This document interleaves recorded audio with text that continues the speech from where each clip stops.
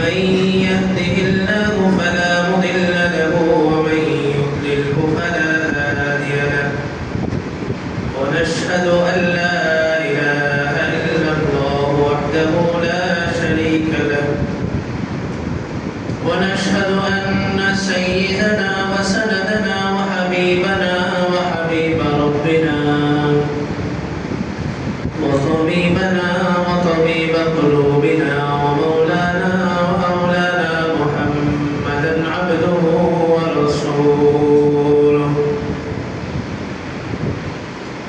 أرسله بالحق بشيرا ونذيرا وداعيا إلى الله بإذنه وسراجا منيرا أما بعد فأعوذ بالله من الشيطان الرجيم بسم الله الرحمن الرحيم ولنبلونكم بشيء من الخوف والجوع ونقص من الأموال والأنفس والثمرات وبشر الصابرين الذين إذا أصابتهم مصيبة قالوا إنا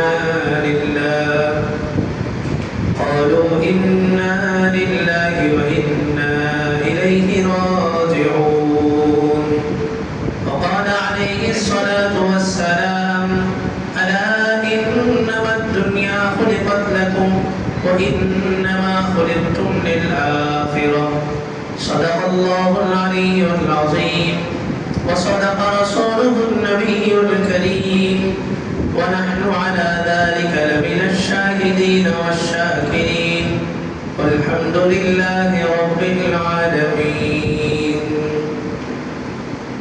سبحانك لا علم لنا إلا ما علمتنا إنك أنت العليم الحكيم سبحانك لا فهم لنا إلا ما فهمتنا إنك أنت الجواد الكريم شوي بدر الشرك اللهم صل على محمد وعلى آل محمد كما صليت على إبراهيم وعلى آل إبراهيم إنك حميد مجيد اللهم بارك على محمد وعلى آل محمد كما باركت على إبراهيم وعلى آل إبراهيم إنك حميد مجيد الحمد لله الله تعالى শুকরিয়া আদায় করতেছি যে মহান রব্বুল আলামিন প্রকম্পিত এক দেশে ভূমিকম্পের আতঙ্কে সবাই যখন আতঙ্কিত এমন একটা সময় স্বস্তির জায়গা মসজিদে আসার বসার কিছু কথা বলার শোনার তৌফিক দান করছেন এবং বড়সড় কোনো দুর্যোগ থেকে ক্ষতি হওয়া থেকে আল্লাহ তাআলা আমাদেরকে হেফাজত করছেন এজন্য কালিমাতুল শুকর আদায় করি আলহামদুলিল্লাহ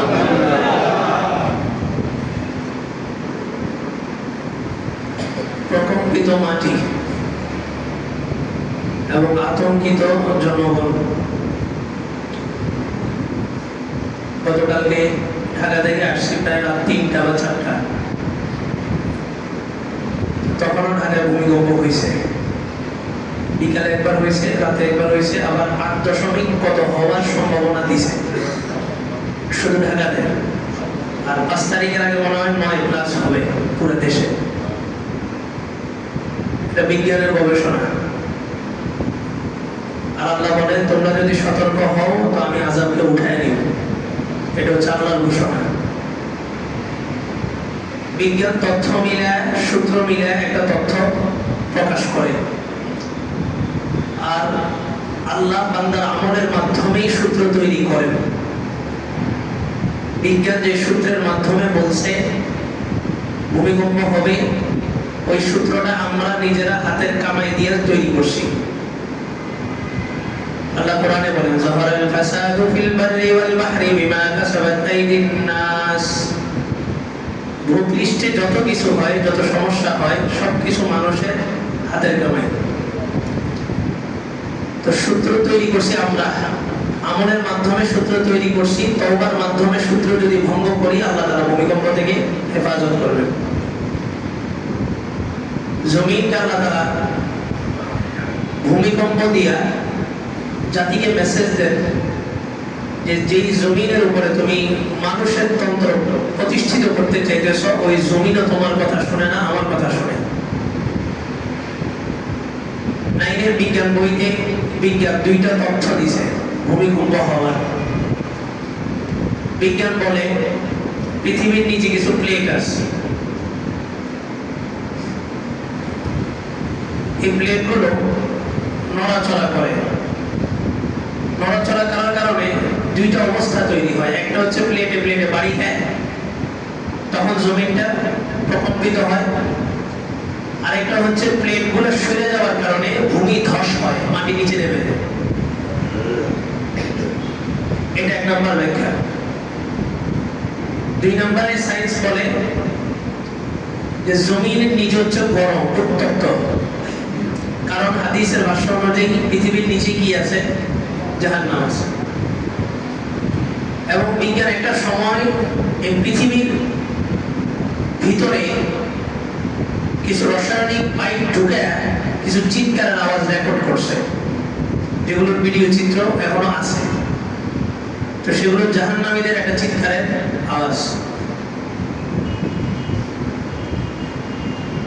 বলে যে ভিতরে যে গরম আছে, গরম বাষ্পটা, গরমের একটা ভাব উপরের দিকে উঠে, আর পৃথিবীর যে সাগর সমুদ্র আছে এগুলো সব পাতালের সাথে সম্পর্ক থাকে, পানিগুলো নিচে চলে যায়। ওই পানি আর গরম বাষ্প গরমের ভাব লাগিয়ে ওখানে একটা বাষ্প তৈরি হয়। এই বাষ্পটা ব্লাস্ট হয়, তখন একটা পৃথিবীতে কি হয়? ভূমিকম্প হয়। বিজ্ঞান তার ক্ষুদ্র নলেজে সে যতটুকু পারছে ততটুকু তথ্য দিছে। এই বিজ্ঞানকে যদি আপনি প্রশ্ন করেন, প্লেটগুলো নড়াচড়া করে, এই প্লেটগুলো তো মানুষ না, তাহলে এগুলো যে নড়াচড়া করে, এগুলোকে নড়াচড়া কে করে? তো সে বলে যে এমনি করে। অথচ হাদিসের ভাষ্য অনুযায়ী রাসূল কসম খেয়ে শপথ করে বলছেন, পৃথিবীর একটা গাছের পাতা পর্যন্ত আল্লাহর অনুমতি ছাড়া নড়তে পারে না। এবং একজন ফেরেশতা প্রতিনিয়ত আমাদের নাকের ডগায় বসে থাকে। প্রতিবার শ্বাস ছাড়ার আগে আল্লাহর কাছ থেকে অনুমতি নেই যে আল্লাহ শ্বাসটা বের করতে দিব কিনা। আল্লাহ অনুমতি দেয়, আমরা শ্বাসটা বের করতে পারি। আবার যখন অক্সিজেন টানি তখনও সে আল্লাহর কাছে আদেশ চায়, অনুমতি চায়। প্রত্যেকবার অনুমতি দেয়, তারপর আমি শ্বাস নিতে পারি, ছাড়তে পারি। দিনে রাতে পালাক্রমে 20 জন ফেরেশতা প্রত্যেকটা মানুষের সাথে থাকে। 2 জন ঠোঁটে, 2 জন চোখে, 2 জন কানে, সামনে পিছে ডানে বামে উপরে নিচে, মোট 10 জন ফেরেশতা প্রতিদিন মানুষের সাথে পাহারা দিতে থাকে। কেউ আমাদের কারণে ফেরেশতাগুলোকে শক্তিশালী করে, তো বিভিন্ন বিপদ আপদ থেকে ফেরেশতাটাকে বাঁচায় দেয় আল্লাহর হুকুমে। আর কেউ গুনার মাধ্যমে ফেরেশতাগুলোকে দুর্বল করে ফেলে, সামান্য একটা আঘাতেও তার প্রাণ চলে যায়। তো এটা হচ্ছে বিজ্ঞানের গবেষণা। বিজ্ঞান বলে ভূমিকম্প এই কারণে হয়। আর আল্লাহ বলেন, আফাহাসিবতুম আন তাদখুলুল জান্নাহ ওয়ালাম্মা ইয়াতিকুম মাসালুল লাযীনা খালাউ মিন ক্বাবলিকুম মাসাতহুমুল বা'সাউ ওয়াদ-দাররা ওয়া যুলজিলু হাত্তা ইয়াকুলা আর-রাসূলু ওয়াল্লাযীনা আমানু মা'াহু মাতা নাসরুল্লাহ আলা ইন্না নাসরাল্লাহি করিব। আল্লাহ বলেন, মানুষ ধারণা করতেছে জান্নাতে অটোমেটিক প্রবেশ করবে, অথচ তাদের কাছে ওই সমস্ত আপদ বালা মুসিবত পৌঁছবে না যেগুলো তাদের পূর্ববর্তী উম্মতের কাছে পৌঁছিল। এরপর আল্লাহ তাআলা একটা শব্দ উচ্চারণ করছেন, ওয়াজুলজিলু, তাদেরকে ভূমিকম্প দেওয়া হবে, প্রকম্পিত করা হবে। হাত্তা ইয়াকুলা আর-রাসূল আল্লাযীনা আমানু মা'আহু, নবী যারা প্রতিনিয়ত আল্লাহর সাথে কথা বলতেন, এই নবীরা পর্যন্ত কখনো কখনো হতাশ হয়ে উম্মতের রোশানলে পড়ে তারা বলে বসে, মাতা নাসরুল্লাহ, আল্লাহর সাহায্য কখন আসবে। এরকম কঠিন বিপদ শুরু হয়ে গেছে। আর আমরা সামান্য একটু দোয়া করেই হতাশ, দোয়া কাজ হইতেছে না। অথচ নবীরা পর্যন্ত হতাশ হয়ে কি বলছেন? মাতা নাসরুল্লাহ, আল্লাহ সাহায্য কখন আসবে। ঠিক ওই সময় আল্লাহ বলছেন, আলা ইন্না নাসরাল্লাহি করিব, আর একটু ধৈর্য ধরো, আল্লাহ সাহায্য চলে আসছে। আল্লাহ বলেন, জমিনের মধ্যে আমি ভূমিকম্প দিব, এটা মানব জাতির জন্য পরীক্ষা, অ্যালার্ট। হাদিসের মধ্যে, শেষ জামানার হাদিসগুলোর মধ্যে আছে শেষ জামানায় ভূমিকম্প অনেক বেড়ে যাবে। এবং একটা হাদিসে আছে শেষ জামানার মানুষের স্বপ্নগুলো সত্য হবে। আমরা এবার উমরা সফরে আমি সহ আরো 2-3 জন একটা বিষয় নিয়ে ইস্তেখারা করতেছিলাম। ইস্তেখারা মানে জিনিসটা ভালো হবে না খারাপ হবে। তো সেদিন রাত্রে আমরা কয়েকজন ভূমিকম্প স্বপ্ন দেখছি। যে রাত্রে স্বপ্ন তার পরের দিনের ঘটনা বাংলাদেশ ভূমিকম্প, এবং আমাদের স্বপ্নটা খুব ভয়ঙ্কর ছিল, ভয়ঙ্কর আকারে ভূমিকম্প দেখছি। আমরা ভাবছিলাম যে বিষয়টা নিয়ে আমরা ইস্তেখারা করছি ওই বিষয়টার মধ্যে মঙ্গল আল্লাহ তাআলা রাখেন নাই, কিন্তু পরদিনই কি হয়েছে বাংলাদেশে ভূমিকম্প হয়েছে। এবং দেশে আসার পরে 2-1 জনের কাছে শুনছি ওনারাও ভূমিকম্প স্বপ্ন দেখছেন। এটা হাদিসের ভাষা। আল্লাহ রাসূল বলেছেন শেষ জামানা স্বপ্নের মধ্যে উম্মতকে সতর্ক করা হবে। তো গতকাল ঢাকায় আসতেছি, তো দেখলাম যে অনেকেই ঢাকা থেকে গ্রামে চলে আসতেছেন ভূমিকম্প থেকে বাঁচার জন্য।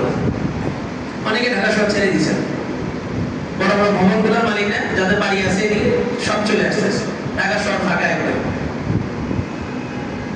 তো ভূমিকম্প থেকে বাঁচার জন্য নিজেদের আমলকে ঠিক করতে হবে। বিজ্ঞান সূত্রের মাধ্যমে তথ্য দেয় আর আমরা আমাদের বদ আমলের মাধ্যমে সূত্র তৈরি করি।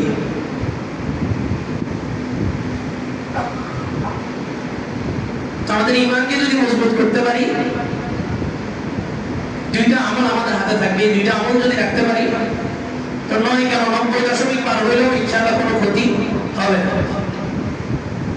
1 নম্বর হচ্ছে ঈমানকে অবয়ব করা। সাহাবীদের প্রত্যেকের জীবনে যদি খোলা হয় তো দেখা যায় কত হিজরি সনে, কত সনে কে ঈমান আনছে এটা দেখা যায়, মুসলমান হয়েছে কে কত সনে এটা লেখা আছে। কিন্তু ইন্ডিভিজুয়ালি যদি কাউকে প্রশ্ন করা হয় যে আপনি কবে মুসলমান হয়েছেন, আপনি যে মুসলমান এটা প্রমাণ কি, তো 2টা প্রমাণ। 1 নম্বর হচ্ছে আমার কি করানো হয়েছে, খতনা করানো হয়েছে। তো খতনা করানোই যদি মুসলমান হয়, তো এখন ইহুদি খ্রিস্টানরা কি করতেছে, খতনা করতেছে। সায়েন্স বলে এই অতিরিক্ত চামড়াটা যদি না কাটা হয়, এখানে পেশাবের অ্যাসিড জমা হয়ে এখানে একটা ইনফেকশন তৈরি হয়। এখন ইহুদি খ্রিস্টানরা কি করতেছে, খতনা করতেছে। তখন সে বলবে যে আমরা প্রত্যেকেই বলবো যে আমাদের বাপদাদারা কি, বাপদাদারা কি মুসলমান, এই হিসাবে আমিও কি। তো নূহ আলাইহিস সালামের ছেলের কি অপরাধ ছিল, নূহ তো নবী ছিলেন, তো ওনার ছেলে কেন কাফের হলো? তাহলে বাপদাদার ওয়ারিশ সূত্রে মুসলমান হইলে কি মুসলমান হওয়া যাবে নাকি? মুসলমান ইসলামটা কি? ইসলাম হচ্ছে ঈমান এবং কুফরের মধ্যে পার্থক্য করা। তাহলে ভূমিকম্প মোকাবেলা কিসের মাধ্যমে করতে হবে? ঈমান এবং আমলের মাধ্যমে। শক্তি দিয়ে করা যাবে, বেশির জোর দিয়া। কত আমলে শুনেছি করোনা মোকাবেলা করবে, একদল ছেলে কি বলছে আমরা করোনার চেয়েও শক্তিশালী। আল্লাহ চাইলে ওই করোনা দিয়ে এদেরকে ধ্বংস করতে পারতেন, কিন্তু আল্লাহ এটা করেন নাই। করোনা আসলে একটা শক্তিশালী মহামারী ছিল, আল্লাহ এদেরকে ছোট্ট একটা ধাক্কা দিয়ে শেষ করে দিয়েছে। ছোট ছোট কিছু বাচ্চা একটা ধাক্কা দিয়েছে, পুরা মস্তক ছেড়ে দিয়ে দেশ ছেড়ে পালিয়ে গেছে। আপ টু বাটাম তৃণমূল পর্যন্ত উঠে ফেলছে, একদম শিকড় সহ উঠে ফেলছে। তারা বলছিল কি করোনা থেকে তারা কি শক্তিশালী। এখন আবার আরেকটা প্যাটার্ন ভিন্ন, আমাকে ভোট দিলে তোমাদেরকে কি থেকে বাঁচাবো, ভূমিকম্প থেকে বাঁচাবো। যিনি এই কথা বলছেন ওনার উদ্দেশ্য যদি এটা হয় যে আমরা আল্লাহর জমিনে আল্লাহর দ্বীন বাস্তবায়ন করার মাধ্যমে জনগণকে ভূমিকম্প থেকে বাঁচাবো, তাহলে ঠিক আছে। আর যদি উদ্দেশ্য এটা হয় যে আমাকে ভোট দিয়ে নির্বাচিত করলেই ভূমিকম্প থেকে দেশ মুক্ত হবে, তাহলে ঈমান আছে না গেছে? আর এই কথা বিশ্বাস করে যারা তাদেরকে ভোট দিবে তাদের ঈমান থাকবে না যাবে? তাহলে ভূমিকম্প এটা প্রাকৃতিক একটা দুর্যোগ, প্রাকৃতিক দুর্যোগ শক্তি দিয়ে মোকাবেলা হয় না, আমলের মাধ্যমে। তাহলে এই প্রাকৃতিক দুর্যোগ আমরা মোকাবেলা করবো আমলের মাধ্যমে। রাসূলের এক হাদিসে রাসূল বলেন আলা ইন্নামাদ দুনিয়া খুলিকাত লাকুম ওয়া ইন্নামা খুলিকতুম লিল আখিরাহ। শোনো হে আদম সন্তান, এই জমিন, আসমান, সূর্য, তারকা, চন্দ্র, পাহাড়, পর্বত, নদী, নালা, যা কিছু দেখতেছ, প্রতিটি মানবনা থেকে একদম সর্বোচ্চ গ্রহ নক্ষত্র পর্যন্ত প্রতিটা বস্তু ইন্ডিভিজুয়ালি প্রত্যেককে উদ্দেশ্য করে বলতেছে তোমার জন্য, তোমার জন্য, তোমার জন্য আল্লাহ বানাইছেন। কেমন যেন এই পুরো পৃথিবীর সবকিছু আমার জন্য বানাইছেন। আপনার জন্য বানাইছেন, আপনার জন্য, প্রত্যেকের জন্য। এরপর প্রত্যেককে উদ্দেশ্য করে রাসূল বলতেছেন ওয়া ইন্নামা খুলিকতুম লিল আখিরাহ, আর তোমাকে শুধুমাত্র কেবলমাত্র একমাত্র আখিরাতের জন্য বানানো হয়েছে। তাহলে জমিন কার জন্য বানানো হয়েছে বলেন? জমিন কার জন্য বানানো হয়েছে? কে বানাইছেন? শিকার উদ্দিনের কে বানাইছেন? কার জন্য বানাইছেন? সূর্য কে বানাইছেন? কার জন্য বানাইছেন? এই সব কিছু কে বানাইছেন? কার জন্য বানাইছেন? তাহলে জমিন আমার কথা শুনে না কেন? জমিন আমাকে ভয় দেখায় কেন?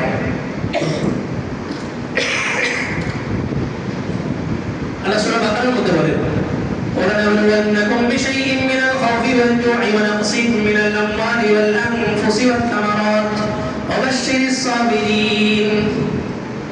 পাঁচটা জিনিসের মাধ্যমে আমি তোমাদেরকে পরীক্ষা করব। দুনিয়াতে আমরা আসছি কেন? পরীক্ষা দেওয়ার জন্য। আর দুনিয়া দারুল ইমতিহান, দুনিয়া কিসের ঘর? পরীক্ষার ঘর। আরেক হাদিসে আসছে দুনিয়া মাজরাআতুল আখিরাহ, দুনিয়া আখিরাতের ফসলের স্থান। এখানে এক একবার সুবহানাল্লাহ এক একটা বীজ, এক একবার আলহামদুলিল্লাহ এক একটা চারা, এক একটা সুবহানাল্লাহ এমন একটা বীজ, যে বীজ থেকে এমন এক গাছ হবে, খেজুর গাছ হবে, যে গাছের ছায়া আরবের সবচেয়ে দ্রুতগামী উট, আধুনিক ভাষায় যদি বলতে হয় মার্সিডিজ ব্র্যান্ডের সবচেয়ে গতি সম্পন্ন গাড়ি, এটা 500 বছর সর্বোচ্চ স্পিড দিয়ে দৌড়াও এই গাছের ছায়া শেষ করতে পারবে না। এটা একটা চারা। এই যে এখন সুবহানাল্লাহ বললাম, এটা একটা চারা লাগাইছি। আমি জান্নাতে যেতে যেতে এই গাছ কত বড় হবে? যে গাছের ছায়া 500 বছর দ্রুতগামী কোনো সাওয়ারি দিয়ে চলেও শেষ করা যাবে। তো দুনিয়াটা হচ্ছে আখিরাতের ফসলের একটা স্থান। আল্লাহ বলেন মান কানা ইউরিদু হারসাদ দুনিয়া নুতিহি মিনহা মান কানা ইউরিদু হারসাল আখিরাতি নাজিদ লাহু ফি হারসিহি ওয়া মান কানা ইউরিদু হারসাদ দুনিয়া নুতিহি মিনহা ওয়া মা লাহু ফিল আখিরাতি মিন নাসীব। প্রত্যেকের জন্যই জন্মের আগ থেকে আল্লাহ তাআলা ভাগ্যে আখিরাতের একটা অংশ নির্ধারণ করে রাখছেন। কারোর জন্য অল্প, কারোর জন্য বেশি। আল্লাহ বলেন দুনিয়াতে আসার পরে কেউ যদি আখিরাত তালাশ করে, তো আমি তার নাজিদ লাহু ফি হারসি, তার যে অংশটা আছে, খেত আছে, ফসলের স্থান, ওটার মধ্যে আমি বরকত দান করি। ওমান কানা ইউরিদু হারসাদ দুনিয়া নুতিহি মিনহা, আর এই দুনিয়া যেটা আমি তার ভাগ্যে লেখা রাখছি পৃথিবীর সৃষ্টির 40,000 বছর আগে, এই তুচ্ছ জিনিস যে সন্ধান করবে, এই তুচ্ছ জিনিসের পিছনে যে ঘুরবে, ওই যে ওমা লাহু ফিল আখিরাতি মিন নাসিব, আখিরাতে যে একটা অংশ তার জন্য রাখছিলাম, এই তুচ্ছ জিনিসের পিছনে ছোটার কারণে আমি তার ওই অংশটাকে সলভ করে দিই, হ্রাস করে দিই, ওটা আমি তার থেকে ছিনে আনি। তার জন্য আখিরাতে কোনো অংশ থাকে না। এই জন্য প্রতিনিয়ত আমাদেরকে এটা মাথায় রাখতে হবে যে আমরা পরীক্ষার ঘরে আছি, আমাদের পরীক্ষা চলতেছে, আর এটা 5 নম্বর আসবে আখিরাতে। তাহলে আমরা 5টা জিনিস দ্বারা পরীক্ষা নেব। বিশাইইন মিনাল খাউফ, এক নম্বর হচ্ছে কি? ভয়। প্রাকৃতিক দুর্যোগের ভয় হতে পারে, জালেমের ভয় হতে পারে, হ্যাঁ, মানুষের ভয় হতে পারে, জিন্নাতের ভয় হতে পারে, গ্রহ নক্ষত্রের ভয় হতে পারে, সূর্য গ্রহণ, চন্দ্র গ্রহণের ভয় হতে পারে, যে কোনো ধরনের ভয় হতে পারে। তবে ভয়টা আমাদেরকে কি শেষ করে ফেলবে না? এটা আমাদের একটা পরীক্ষা, এটা আমাদের একটা পরীক্ষা। পরীক্ষা কি চলতে থাকে না শেষ হয়? আপনার ভয় মরণ পর্যন্ত থাকবে না, ভয়টা সাময়িক, কিন্তু আল্লাহ দেখতে চান ওই ভয়ের মধ্যে পড়ে আপনি কি ঈমান বিক্রি করেন কিনা, আপনি আপনার ঈমান আমলকে বিসর্জন দেন কিনা, আল্লাহ তাআলা ওই জিনিসটা দেখতে চান। কখনো আপনাকে ভূমিকম্পের মোকাবেলা করাবেন, কখনো বন্যার মোকাবেলা করাবেন, কখনো কোনো জালেম শাসকের সামনে দাঁড় করায় দিবেন যে ওইখানে দাঁড়াও আপনি হক কথা বলতে পারেন কিনা, কখনো পুরো পরিস্থিতি আপনার বিপরীতে নিয়ে যাবে, যে এই কঠিন সিচুয়েশনের ভিতরে আপনি আপনার ঈমান আমল নিয়ে অটল অবিচল থাকতে পারেন কিনা। এই ভয়ের মাধ্যমে আল্লাহ আপনার পরীক্ষা নেবেন। আনাস ইবনে মালিক হাজ্জাজ বিন ইউসুফের সামনে দাঁড়ায় বলছে, কিছুই করতে পারবে না। অথচ হাজ্জাজ বিন ইউসুফ ইতিহাসের মধ্যে সবচেয়ে জালেম বাদশা ছিল, ওইখানে দাঁড়ায় কথা বলছে। হযরত ওমর রোম পারস্যের গালিতে বিছানো ছিল, গালিচা তরবারির মাথা দিয়ে জাফর ইবনে আবি তালেব উনি ছিটতে ছিটতে তারপরে প্রাসাদ পর্যন্ত উঠছেন। সমস্ত রাজা বাচ্চাদের সামনে চোখে চোখ রেখে কথা বলছেন। মুহাম্মদ সাল্লাল্লাহু আলাইহি ওয়াসাল্লাম চিঠি পাঠাইছিলেন, কেসার বাদশা ওটা কি করছে? ছিঁড়ে ফেলছে। আল্লাহ আল্লাহ রাসূল বদদুয়া করছেন যে যে আমার চিঠি ছিঁড়ছে আল্লাহ তাআলা তার পুরো রাজত্বকে টুকরা টুকরা করে দেবেন। এই বদদুয়া আল্লাহ তাআলা কবুল করছেন, পুরো 500টাকে আল্লাহ তাআলা খণ্ড বিখণ্ড করে দিয়েছেন। আপনার ঈমান আমল মাথায় রাখবেন যে আল্লাহর হুকুম ছাড়া যদি গাছের পাতা না নড়ে তো আল্লাহর হুকুম ছাড়া আপনার শরীরে একটা আঁচ কেউ ফেলতে পারবে না। মাথায় রাখবেন রিজিক যতটুকু বরাদ্দ আল্লাহ তাআলা করে রাখছেন ওই রিজিক শেষ হওয়ার আগে পৃথিবীর সমস্ত মানুষ আপনার গলা টিপ দিয়ে ধরলে আপনাকে হত্যা করতে পারবে না। ওই রিজিক আল্লাহ যদি 500টা দানা লিখে রাখেন তো 499টা খাওয়ার পর ওই একটা দানার জন্য আপনার 10 বছর না 100 বছর যদি বাঁচার প্রয়োজন আল্লাহ তাআলা বাঁচায় রাখবেন। হযরত হোসেন আলাইহিস সালামকে আল্লাহ তাআলা মৃত্যু দিয়েছেন 100 বছরের। মৃত্যু দিয়ে আবার কি করছেন? জীবিত করছেন। ফামাতাহুল্লাহু মিয়াতা আমিন সুম্মা বাসা। আল্লাহ তাআলা 100 বছরের একটা মৃত্যু দিয়ে তারপরে আবার জীবিত করলেন। প্রশ্ন করলেন ক্বালা কাম লাবিস, কতদিন তুমি এখানে অবস্থান করলা? তিনি বললেন ক্বালা লাবিসতু ইয়াওমান আও বা'দা ইয়াওম, আমি হয়তো একদিন অথবা একদিনের কিছু অংশ এখানে বিশ্রাম করছি। আল্লাহ বললেন ক্বালা বাল লাবিসতা মিয়াতা আম, তুমি একদিন অথবা একদিনের অর্ধেক নাও, তুমি বরাবর 100 বছর এখানে অবস্থান করছো। আবার জীবিত করছেন কেন? ওই যে রিজিক বাকি রয়ে গেছে। ঈসা আলাইহিস সালাম আবার আসবেন। পরিস্থিতি কিরকম ছিল? চতুর্পাশে শত্রু, একজন দরজা ভেঙে ভিতরে ঢুকে গেছে, আপনার আমি হলে সারেন্ডার করে দিতাম। এখানে একজন বাঁচানোর সুযোগ আছে। ঈসা আলাইহিস সালামকে দরজার ভিতরে আটকায় দিয়েছে 7টা ফটক, সারেন্ডার করলেই হতো। শরীয়তের মাসালা অপরাধ অবস্থায় ওই গুণাটা আমার জন্য কিছু হতো না, কিন্তু ওইখানেও উনি কি করছেন? আল্লাহকে ভয় করছেন। ওই কঠিন পরিস্থিতির মধ্যে আল্লাহ তাআলা একে একে 7টা দরজা ইউসুফ দৌড় দিয়েছেন, খুলে দিয়েছেন কে? আল্লাহ খুলে দিয়েছেন। ঈসা আলাইহিস সালামকে মারার জন্য ঢুকে গেছে, আল্লাহর উপরে ভরসা করছেন। তা আল্লাহ তাআলা ঈসা আলাইহিস সালামকে উপরে উঠিয়ে দিয়েছেন, যে বেয়াদব ভিতরে ঢুকছে ওই বেয়াদবকে ঈসা আলাইহিস সালামের আকৃতি দিয়ে দিয়েছেন। তো জনগণ দেখে কি নেতা ঢুকছে, নেতা বেরা না এবং জনগণ ভিতরে ঢুকছে, ঢুকে দেখে নেতা নেই। আর যেটা বসা আছে ওটাই তো নেতা, কিন্তু চেহারা কার? ঈসা আলাইহিস সালামের। তো বলে আমাদের নেতারে কি করছো? আমি তোমাদের নেতা। দেখো আমাদের নেতারে তো মারছে, মাইরে ঘুম করছে, আবার এখন সে আমাদের কি দাবি করতেছে? নেতা দাবি করতেছে। সবগুলো মিলে ওটারে পিছা বানাইছে মানুষ। ঈসা আলাইহিস সালামকে আল্লাহ তাআলা উপরে উঠিয়ে দিয়েছেন। আবার আসবে রাসূলের রওজা, ওখানে ঘর আছে 4টা। অনেকে রাসূলের রওজার আগে সালাম দিয়ে দেয়। মূলত রাসূলের রওজার আগে স্পেশাল একটা রুম আছে, ওটার মধ্যে 2টা কক্ষ আছে, এটা খালি। এরপর হচ্ছে রাসূলের রওজা, বড় একটা চিত্র দেওয়া আছে। এরপর হযরত আবু বকর, এরপর হযরত ওমর। এই যে আগের যে রুমটা যেটার মধ্যে 2টা কক্ষ, 2টা জায়গা খালি আছে স্পেশাল, এটা হচ্ছে ইমাম মাহদী এবং ঈসা আলাইহিস সালামের কবর। তো অনেকে ওই জায়গাটাতে কি করে? সালাম দিয়ে। তো এটা আবার ওখানে যারা দায়িত্ব আছে গার্ড, ওদেরকে আপনি যতই জিজ্ঞেস করেন করবেন, ওরা রাসূলের ঘর কোথায় এটা বলবে না, আবু জাহেলের বাড়ি কোথায় এটা বলবে না, এগুলো বলে না। কারণ আমরা তো বাঙালি, যেটাই দিকে ওটা দিকে একটু মাটি আনার চেষ্টা করি। সাফা মারওয়া পাহাড়গুলা মাটি আনতে শেষ, কিচ্ছু নেই, অল্প একটু জায়গা খালি আছে। এখন সৌদি সরকার ওটা বেষ্টনী দিয়ে দিয়েছে। জান্নাতুল বাকি, জান্নাতুল মুআল্লা, কোথাও কোনো সাহাবীর নাম লেখা নেই, কারণ ওখানে নাম লেখা থাকলেই মানুষ যায় কি করে? সমস্যা নেই। বাঙালি তো লাল পাথর মেলে চিন্তা নেই, তো ওখানে কবর থাকলে তো ওখানে কি করবো আল্লাহ জানে। আল্লাহ বলেন আমি ভয় দিয়ে তোমাকে পরীক্ষা করবো। এই ভয় কখনো মানুষের হবে, কখনো প্রাকৃতিক দুর্যোগের হবে। আমরা সাধারণত আঘাত পাইলে আমাদের হিউম্যান বডির একটা অভ্যাস, সেটা হলো একটা চিৎকার দেওয়া। আঘাত পাইলে চিৎকার দিই। কেন চিৎকার দিই? চিৎকার দিলে একটু ভালো লাগে, ব্যথাটা মনে হয় একটু কম। চিৎকারটা আমরা এই জন্যই তো দিই। আল্লাহ বলেন চিৎকার দিবা, তবে চিৎকারে কি বলবা? আল্লাযীনা ইযা আসাবাতহুম মুসিবা ক্বালু ইন্না লিল্লাহি ওয়া ইন্না ইলাইহি রাজিউন। চিৎকার দিবা, তবে চিৎকারে কি বলবা? ইন্না লিল্লাহি ওয়া ইন্না ইলাইহি রাজিউন। বললে কি লাভ? আল্লাহ রাসূল বলেন হাদিসের মধ্যে, মান ক্বালা ফি মুসিবাতিন আল্লাহুম্মা আজিরনি ফি মুসিবাতি ওয়া আখলিফ লি খায়রাম মিনহা।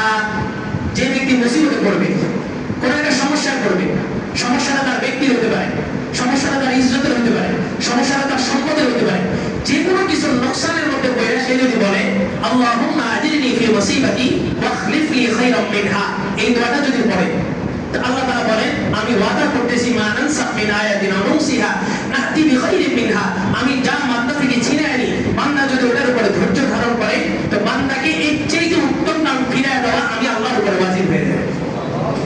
কিন্তু আমরা কি করি? মুসিবত আসলে মানুষকে বলি ওই যে আমি আল্লাহর পক্ষ থেকে যে বোনাসটা পাওয়ার কথা ছিল ওটাও শেষ, আর মানুষের কাছে বলার কারণে মানুষকে আমাকে সাহায্য করছে না করছে।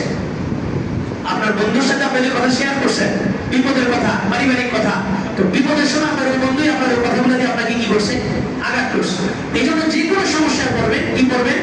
আল্লাহুম্মা, বলেন আল্লাহুম্মা আজিরনি ফি মুসিবাতি ওয়াখলিফ লি খায়রান মিনহা। অর্থাৎ আল্লাহ আপনি আমাকে আমার এই মুসিবত থেকে উদ্ধার করেন, এই মুসিবতে আমার যা ক্ষয়ক্ষতি হয়েছে এর চাইতে উত্তমটা আপনি আমাকে দান করেন। তাহলে ভূমিকম্প কার পক্ষ থেকে আসে? আল্লাহর পক্ষ থেকে। আল্লাহ যদি লিখে রাখেন কোনো বিপদ, কোনো মুসিবত যদি লিখে রাখেন, তো আপনি ভবনে না থেকেও ক্ষতির সম্মুখীন হবেন। আর আল্লাহ যদি আপনার তাকদীরে যদি ক্ষতি না লিখে রাখে, তো আপনি 90 তলা ভবনের উপরে থাকলে আপনার কিছু হবে না। সাহাবী বসা, আরেক সাহাবী আসে, এসে বলে মদিনার সমস্ত বাড়ি ঘরগুলোর মধ্যে কি লাগছে? আগুন লেগে গেছে, দ্রুত বাসায় যাও। বসে আস, বলে মিথ্যা কথা, কাজবটা, তুমি মিথ্যা বলছো। আরেকজন এসে বলে তোমার বাড়ির আশপাশের সবগুলো ঘর চলে গেছে, আমার তথ্য অনুযায়ী তোমার ঘর কিন্তু চলে যাওয়ার কথা, যেহেতু পুরো বস্তির মাঝখানে তোমার ঘর, তোমার যে কাজবটা, তুমি মিথ্যা বলছো। আরেকজন এসে বলে বিকালে, বলে যে আগুন সব ঠান্ডা হয়েছে, বাড়িঘর সব ছাই হয়ে গেছে, শুধুমাত্র তোমার বাড়িটা বাদ দিয়ে সব বাড়িগুলো কি হয়ে গেছে, পুড়ে গেছে। বলে সদাক্তা, তুমি সত্য কথা বলছো, কারণ রাসূল বলছে যে ব্যক্তি ঘর থেকে বের হবে, বের হওয়ার সময় বলবে বিসমিল্লাহি তাওয়াক্কালতু আলাল্লাহ লা হাওলা ওয়ালা কুওয়াতা ইল্লা বিল্লাহ। আল্লাহ রাসূল বলেন এই দোয়া পড়নেওয়ালা ওই বাড়ি, বাড়ির ভিতরে সম্পদ, বাড়ির ভিতরে অধিবাসী সকলের হেফাজতের জিম্মাদারি কার হাতে? আল্লাহর হাতে। তা আপনি আল্লাহর হাতে জিম্মাদারি দিয়ে আসছেন, এত পেরেশানি কি আছে? আমরা দেখলাম যারা উমরায় গেছে, অনেকের তো মোবাইল খোলা ছিল, আরে ভূমিকম্পের সংবাদটা পাওয়ার সাথে সাথে সবাই অস্থির, দেশের গঞ্জে এত অস্থিরতা কি আছে? দোয়া করে বেরোন নাই? ওই যে আমরা বিজ্ঞানের তথ্যের উপরে ভরসা আমাদের যে পরিমাণ আছে, হাদিসে রাসূলের কথার উপরে ওই পরিমাণ ভরসা আমাদের নাই, এজন্য ঢাকা ছেড়ে দিস। তাহলে দুইটা আমার, এক নম্বর হচ্ছে ঈমানকে নবায়ন করব, আরেক নম্বর হচ্ছে ঘর থেকে বের হতে বিসমিল্লাহি তাওয়াক্কালতু আলাল্লাহ লা হাওলা ওয়ালা কুওয়াতা ইল্লা বিল্লাহ, এই দোয়াটা পড়ে বেরো। পারবো না ইনশাআল্লাহ? এখন আমার সাথে ঈমানকে নবায়ন করতে প্রস্তুত আছেন? সাহাবী, বদরি সাহাবী, যাদের ব্যাপারে রাসূল বলেন ফাআলু মা শিতুম, কিচ্ছু যায় আসে না, সারা জীবনে যদি গুনাহ করো, বদরের বান্দারা অংশগ্রহণ করার কারণে আল্লাহ খুশি হয়ে তোমাদের এই সার্টিফিকেট দিয়েছেন, সারা জীবন গুনাহ করলেও জাহান্নাম তোমাদের উপরে হারাম, জান্নাত তোমাদের উপরে আল্লাহ তাআলা ওয়াজিব করে দিয়েছেন। এই বদরি সাহাবীরা পর্যন্ত বসে বসে বলতেন তার নুমিরু সাআতান, আসো কিছুক্ষণ ঈমানি আলোচনা করি। দৌড় দিয়েছে হানজালা, আমি মুনাফিক হয়ে গেছি, পথে আবু বকর ওমরের সাথে সাক্ষাৎ, কি সমস্যা? তোমার যে হানজালা তো মুনাফিক। কেন মুনাফিক? তোমার যে হানজালা রাসূলের সামনে থাকলে এক পরিস্থিতি হয়, আবার হুযায়ফা রাসূলের সামনে থাকলে এক পরিস্থিতি হয়, বাসায় গেলে আরেক পরিস্থিতি হয়। রাসূলের সামনে থাকলে জান্নাত জাহান্নাম থাকে, বাসায় গেলে এই পরিস্থিতিটা থাকে না। তো বলে যে একই অবস্থা তো আমার, আমি নিজেও তো মুনাফিক হয়ে গেছি। তো রাসূল সান্ত্বনা দিয়ে বলছেন এই পরিস্থিতি যদি তোমরা ধরে রাখতে পারো, তো পথে ঘাটে হাটে বাজারে তোমাদের সাথে ফেরেশতারা কি করবে? মুসাফা করবে।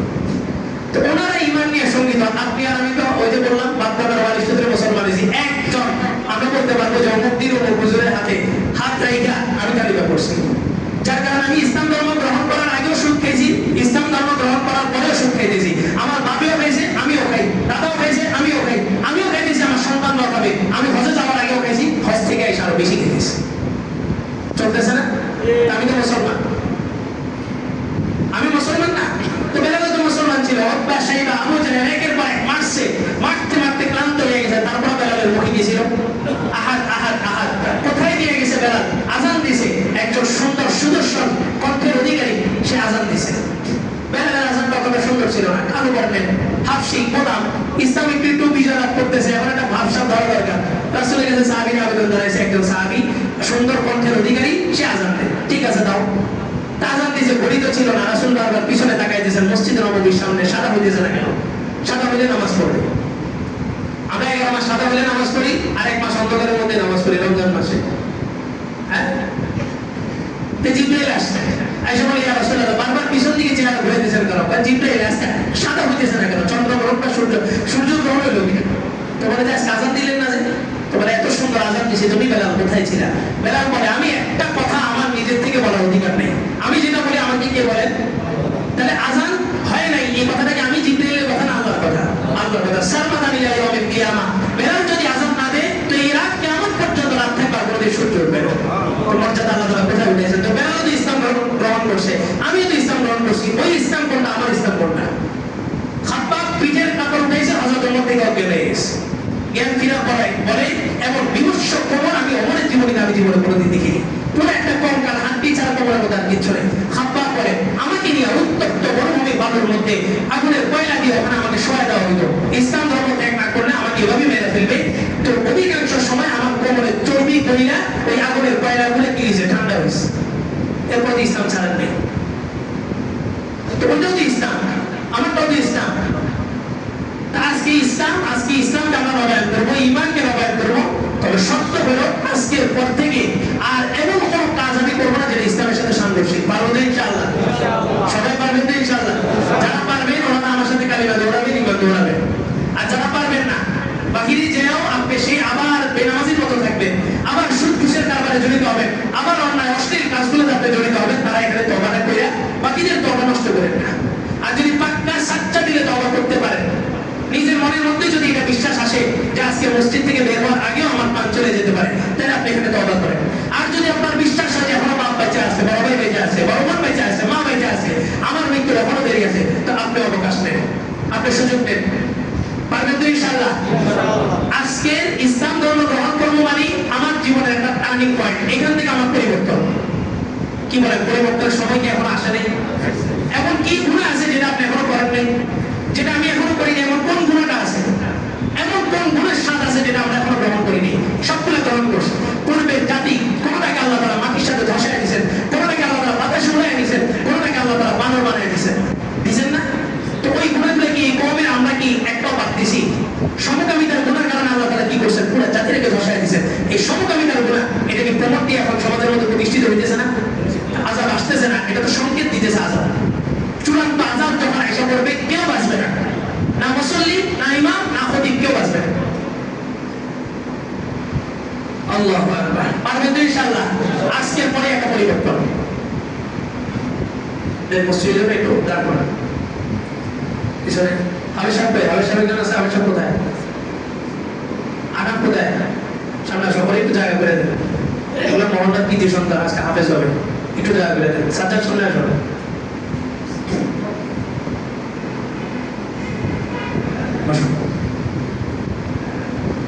তো সবাই প্রস্তুত আছেন তো? ভালো করে বুঝেন আজকের পর থেকে আর কোনো নামাজ কাজা করবো না ইনশাআল্লাহ। পারবেন তো? কখনো মিথ্যা কথা বলবো না, কখনো গীবত করবো না, কখনো কারো অবচরে তার পরনিন্দা চর্চা করবো না, অন্যের মাল অন্যায়ভাবে আত্মসাৎ করবো না। পারবো তো ইনশাআল্লাহ? আমার সাথে সবাই বলেন আশহাদু আল্লা ইলাহা ইল্লাল্লাহু ওয়া আশহাদু আন্না মুহাম্মাদান আবদুহু ওয়া রাসূলুহু। আমি সাক্ষ্য দিতেছি আল্লাহ ছাড়া ইবাদতের উপযুক্ত আর কোনো মাবুদ নাই, আর কোনো বিধানদাতা নাই, আর কোনো খালিক নাই, আর কোনো পালনেওয়ালা নাই। আমি আরো সাক্ষ্য দিতেছি যে হযরত মুহাম্মদ সাল্লাল্লাহু আলাইহি ওয়াসাল্লাম আল্লাহ তাআলার বান্দা এবং রাসূল। আমানতু বিল্লাহি ওয়া মালাইকাতিহি ওয়া কুতুবিহি ওয়া রুসুলিহি ওয়াল ইয়াউমিল আখির ওয়াল কদরি খাইরিহি ওয়া শাররিহি মিনাল্লাহি তাআলা ওয়াল বাসি বাদাল মাউত। আল্লাহর উপরে ঈমান আনছেন তো? ফেরেশতাদের উপরে, রাসূলদের উপরে। ফেরেশতাদের উপরে মানে কি ফেরেশতা আছে এটা বিশ্বাস করেন তো? এটাই ঈমান। রাসূলুল্লাহ যে আসছে সত্য নবী ছিলেন বিশ্বাস করেন তো? এটাই ঈমান। কুতুবিহি আসমানি 104টা কিতাব যে আসছে যথাযথভাবে আসছে, যেই যুগে যে কিতাব নাযিল হয়েছে ওই যুগের জন্যই ওই কিতাবটা প্রেক্ষাপট হিসেবে ঠিক ছিল, বিশ্বাস করেন তো? বাস। ওয়াল কদরি খাইরিহি ওয়া শাররিহি, ভালো মন্দ সব কিছু তাকদীরের উপর, ভালো মন্দ সবকিছু তাকদীরের উপর। এবং আমাদের মৃত্যুর পর আমাদের আবার পুনরুজ্জীবিত করার করবেন এই বিশ্বাস আছে বলেই তো জুমায় আসছেন। এইটার নামই ঈমান। এই ঈমান গ্রহণ করছেন মানে হচ্ছে পিছনে যত গুনাহ করছেন, যত শত কোটি গুনাহ করছেন, আল্লাহ বলেন লাউ বালাগাত যুনুবুকা আনানাস সামা, তোমার গুনাহ যদি আসমানের ছাদ পার হয়ে যায়, এটা কেউ পারবে না। শত কোটি বছর হায়াত পায়া পুরো হায়াত যদি গুনার মধ্যে কাটায় তারপরে গুনাহ পরিমাণ পৌঁছবে না।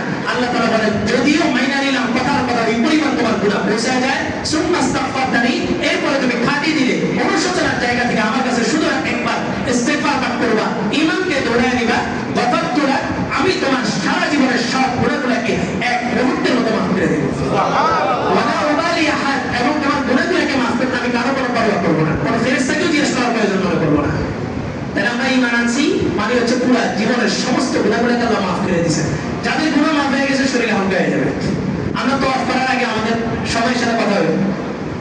কিতাবে কিছু কথা থাকে যেগুলো খুশি বিশেষ মজলিসে বলা হয়, সাধারণ মজলিসে বলা হয়। গুনাহ মাফ হয়ে যাবে বুঝবেন কিভাবে? তিনটা আলামত। এক নাম্বার হচ্ছে শরীর হালকা হয়ে যাবে। দুই নাম্বার আপনার আমলের প্রতি, নেক কাজের প্রতি আগ্রহ বাড়বে। তিন নাম্বার গুনাহের উপরে কি বাড়বে? ঘৃণা বাড়বে। তওয়াফ করছি আমরা, তওয়াফের সাথে সাথে একদম যে কয়জন তওয়াফ করছি সবার শরীর পুরো হালকা হয়ে গেছে। ইমান নামাজ করছি, প্রত্যেকের গুনাহ মাফ হয়েছে, এটা গ্যারান্টি। এটা কে বলছেন? আল্লাহ বলছেন। আল্লাহ মাফ করছেন বলছেন, তাহলে আপনার সন্দেহ কেন আসতেছে? মাফ হয়ে গেছে, বাস শরীর হালকা হয়ে গেছে। এখন থেকে আমার শুধু কি নেকির কাজ। এই দাড়িতে আর হাত দিব না, এখানে আর হাত দিব না। পারবো তো ইনশাআল্লাহ? কবরে মান হাযা রাজুল আল্লাযী বা'আসা আল্লাযী বু'িথা ফীকুম, রাসূলকে দেখা জিজ্ঞেস করা হবে, বলো এই রাসূল ইনি কে, যাকে তোমাদের মধ্যে পাঠানো হয়েছিল? তা আপনি তো মুখস্থ বিদ্যা আছে, মুখস্থ উত্তর দিয়ে দিতে পারবেন কি আমাদের মুহাম্মদুর রাসূলুল্লাহ সাল্লাল্লাহু আলাইহি ওয়াসাল্লাম, আমাদের পরিচয় টুকরা, আমাদের নয়নমণি, উত্তর তো দিতে পারবেন। কিন্তু এরপরে আরেকটা ঘটনা ঘটবে, রাসূলকে জিজ্ঞেস করা হবে মান হাযা রাজুল আল্লাযী উদ্দিয়া ফি উম্মতিকুম, এই ব্যক্তিটাকে যে তোমার উম্মত হওয়ার দাবি করতেছে। রাসূল সর্বপ্রথম এই দাড়ির দিকে তাকাবেন, সর্বপ্রথম এটার দিকে তাকাবেন। আপনার সার্টিফিকেট দিলেই কি না দিলেই কি, আপনি আল্লাহকে রব মানলেই কি না মানলেই কি, আল্লাহ আপনাকে বান্দা হিসেবে স্বীকৃতি দিয়েছে কিনা, এটা হচ্ছে বড় বিষয়। আপনি রাসূলকে নবী মানলেই কি না মানলেই কি, আমি রাসূলকে নবী মানলেই কি না মানলেই কি, রাসূল আমাকে উম্মত হিসেবে স্বীকৃতি দিবেন কিনা, এটা হচ্ছে বড় বিষয়। প্রথমে এটার দিকে তাকাবেন। রাসূল বলেন এখানে ছুরি লাগাইছো, খুর লাগাইছো, ওটা সরাসরি আমি রাসূল জীবিত, আম্বিয়া ওয়া ইহয়া ফি কুবুরিহিম, সমস্ত নবী তাদের কবরের মধ্যে জীবিত, ওই নবীর খুর ওই নবীর কলিজার মধ্যে যায় থাকে। একটু এখানে লাগানোর আগে চিন্তা করেন, যা হয়েছে পিছনে শেষ, আজকের পর থেকে আর এখানে হাত লাগাবো না। পারবো তো ইনশাআল্লাহ? সবাই পারবেন তো ইনশাআল্লাহ? আল্লাহ তাআলা সবাইকে কবুল করুন। দেশের ভূমিকম্প বাঁচার আমল এটা, আর ভূমিকম্প যেন না হয় কিছু পদক্ষেপ নিতে হবে। তার মধ্যে এক নম্বর বিষয় মনে রাখবেন, কাউকে নির্বাচনে নিয়ে ভূমিকম্প ঠেকানো সম্ভব নয়। তবে আমরা আমাদের মুসলমান হিসাবে আমাদের বিশ্বাস, এই মুসলিম পরিচয় যে সমস্ত মানুষগুলো দুর্গা পূজায় যায় সেজদা দিছে, এগুলোর কারণে দেশে ভূমিকম্প হয়েছে, এটা আমাদের বিশ্বাস। আগামীতে ক্ষমতায় কে যায় ভূমিকম্প মোকাবেলা করবে এটা তার বিষয়, কিন্তু আমাদের বিশ্বাস মুসলমান পরিচয় দিয়ে সেকুলার পার্টি হোক, ইসলামী দলের হোক, যেগুলো যায় দুর্গা পূজায় সেজদা দিছে, শুভেচ্ছা দিছে, ওদের কারণে দেশে ভূমিকম্প আসছে। তবে সতর্কতার বিষয় হলো আল্লাহ রাসূল বলছেন শেষ জামানায় ভূমিকম্প বাড়বে, ভূমিধস বাড়বে। মদিনার এবং হুদুদে মক্কা এবং হুদুদে মদিনা এই বর্ডারের ভিতরে ফেরেশতারা দাঁড়ায় গেছে। বুজুর্গদের কথা, যারা বুজুর্গ ওনাদের বক্তব্য, এখানে ফেরেশতারা দাঁড়ায় গেছে। এই ফেরেশতাদের কাজ হলো দাজ্জালি কোন শক্তি এই হেরেমের ভিতরে ঢুকতে দিবে না। পুরো পৃথিবী যাত্রা সফর করবে কিন্তু হেরেমের ভিতরে ঢুকতে পারবে না। তো হেরেমের ভিতরে কিছু আছে না অমুসলিম, কিছু আছে না মুনাফিক। হাদিসের মধ্যে আল্লাহ রাসূল বলেন এমন কঠিন এক ফাসলা ভূমিকম্প মদিনা মক্কা মদিনার মধ্যে হবে যে মক্কা মদিনার সমস্ত মুনাফিকরা মক্কা মদিনা ছেড়ে বের হয়ে যাবে। তখন পৃথিবীর মধ্যে ভূমিকম্প হবে কেন? পৃথিবীর মানুষগুলোকে আল্লাহ তাআলা ডাকবেন হেরেমে চলে আসো। যারা খাঁটি মুসলমান মুমিন থাকবে তাদেরকে আল্লাহ তাআলা হেরেমে নিয়ে যাবেন। এরপরে দাজ্জালের আত্মপ্রকাশ ঘটবে। আচ্ছা বলেন, দাজ্জালের কি জন্ম হয়েছে? দাজ্জাল জন্মগ্রহণ করছে? দাজ্জাল কি পৃথিবীর বাহিরে না পৃথিবীর ভিতরে? দাজ্জালের সাথে আমাদের মানুষের কথোপকথন হইতেছে কি হইতেছে না? তাহলে কিসের এত ভরসা করতেছেন? আপনি স্বপ্ন দেখতেছেন 50-60 বছরে, পৃথিবী আগামী 50-60 বছর লাস্টিং করবে কিনা বিজ্ঞান বলে সন্দেহ আছে। পৃথিবীর আঙ্গিক গতি, দৈনিক গতি, বাৎসরিক গতি, এটার মধ্যে একটা স্লো মোশন চলে আসছে। ওই যে দাজ্জাল আসলে প্রথম দিন যে 1 বছরের সমান হবে, এই দাজ্জাল তার সমস্ত কার্যক্রম চায়নার ভিতরে একটা ম্যাটেরিয়াল বাঁধ তৈরি করছে। এই পরিমাণ ম্যাটেরিয়াল, শক্ত ম্যাটেরিয়াল এই বাঁধের মধ্যে ঢুকাইছে, এই বাঁধ নির্মাণে ব্যবহার করছে যে এই একটা বাঁধ পৃথিবীর আঙ্গিক গতি, যেটা প্রতিদিন জায়গায় যে একটা পোল্ট্রি দেয় পৃথিবী, এটাকে বলে আঙ্গিক গতি। আর সূর্যের চতুর্পাশে যে গতিটা দেয় ওটাকে বলে বাৎসরিক গতি। এই পৃথিবীর আঙ্গিক গতির মধ্যে স্লো মোশন নিয়ে আসবে। আপনি বুঝলেন না? ঘড়ির কাঁটার সেকেন্ড হিসাব করেন, অনেকে বিতর্কিত মনে করবেন বিষয়টা। ঘড়ির কাঁটার সেকেন্ড, আগের ঘড়ির কাঁটা 10 বছর আগের সেকেন্ড আর এখনকার সেকেন্ডে আপনি একটু হলেও 100% ব্যতিক্রম পাবেন। আপনি গভীরভাবে খেয়াল করেন, সময়ের পরিবর্তন তারা নিয়ে আসতেছে। Time zone, time machine, time ঘড়ি সবকিছু তারা আমাদের সামনে নর্মালাইজেশন করতেছে। সব চক্রান্তগুলো চলতেছে, কিন্তু আমরা এখনো স্বপ্ন করতেছি আগামীতে ক্ষমতায় যাবো, এত বছর থাকবো, বাড়ি কিনতেছে, জমি লিজ দিতেছে 90 বছরের, অথচ বুড়ার বয়স চলতেছে 90। ওই বুড়ার এখনো বিশ্বাস আছে যে সে আর কত বছর বাঁচবে, 90 বছর বাঁচবে। এজন্য সতর্ক হন, প্রত্যেকের জায়গা থেকে ইসলামটাকে ধারণ করেন। ইসলামিক দলকে ধারণ করা না, কি ধারণ করতে হবে? ইসলামকে ধারণ করেন। রাসূলের যুগে ইসলাম ছিল না, ইসলামী দল ছিল না, কয়টা ছিল? কয়টা ছিল? আর এই উম্মতের 73টা দল, এই যুগে হিসাব করলে দেখবেন উম্মতের ভিতরে ইসলামী দল আছে 72টা। তো ভূমিকম্প কেন হয় সেটা আমাদেরকে ট্যাগেল দিতে হবে। মনে রাখবেন, আল্লাহ রাসূল বলেন যখন জিনা আম হয়ে যায়, গুনাহ আম হয়ে যায়, তখন আল্লাহ তাআলা জমিনের মধ্যে জালজালা দিয়ে দেয়। এই এক বাউল, এখানে যারা আরবি বুঝেন ওনারা বুঝবেন। বাউল শব্দের অর্থ হচ্ছে পেশা।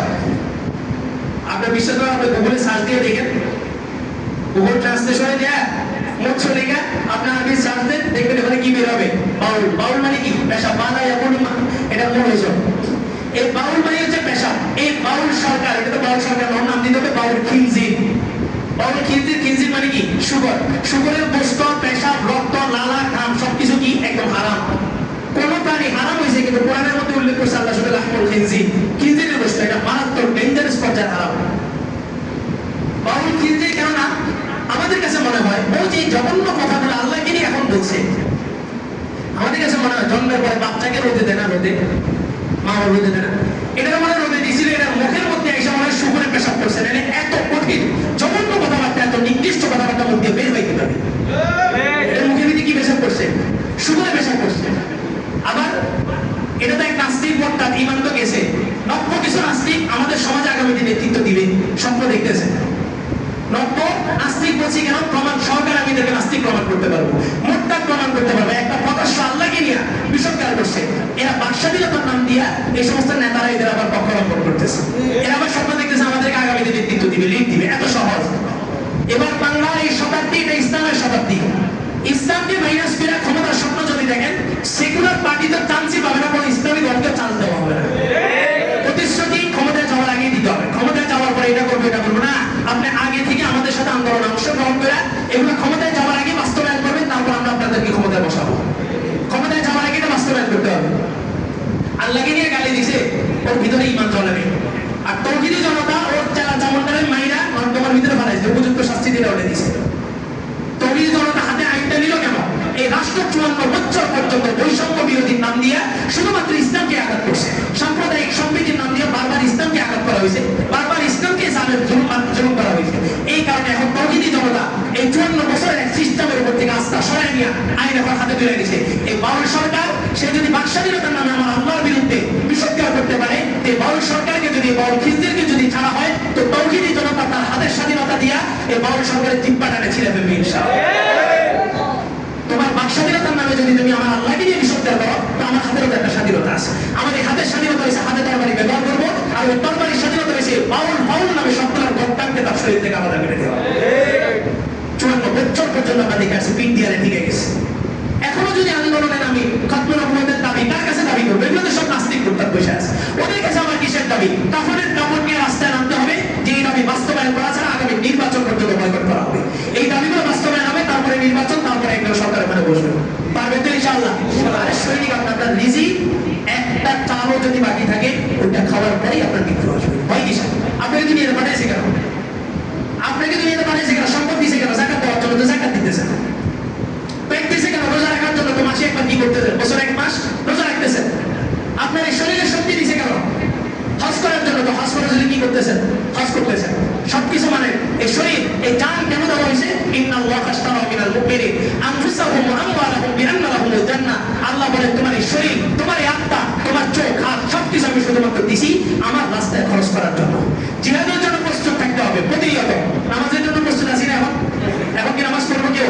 নামাজ দাঁড়ালে তখন নামাজ পড়বো, কিন্তু প্রস্তুত তো আমরা অনেকবার আগ থেকে। তো জিহাদ যখন ফরজ হবে, যখন ফতোয়া আসবে, তখন জিহাদ হবে, কিন্তু জিহাদের জন্য আগে থেকে প্রস্তুতি গ্রহণ করতে হবে।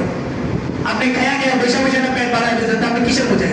আমরা সোলজার্স, আমরা সৈনিক। 10 বছর হিন্দের চূড়ান্ত বিজয় আমাদেরকে তামামা দিয়া রাখতেছে, আমাদের পায়ে আঘাত করছে, কিন্তু আমাদের কোনো প্রস্তুতি নেই।